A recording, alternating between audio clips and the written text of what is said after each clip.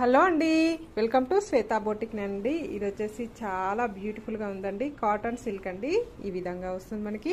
Middle part మొత్తం కూడా వచ్చేసి ఇలా చెట్టు డిజైన్ తోటి ఈ విధంగా అయితే వస్తుంది. ఇలా లీవ్ డిజైన్ అయితే వస్తుంది. టోటల్ సారీ వచ్చేసి ఈ విధంగా అయితే వస్తుంది ఫ్రెండ్స్.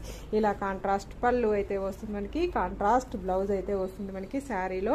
టోటల్ సారీ వచ్చేసి ఈ విధంగా అయితే వస్తుంది. ఇలా కాటన్ సిల్క్లో వస్తుందండి.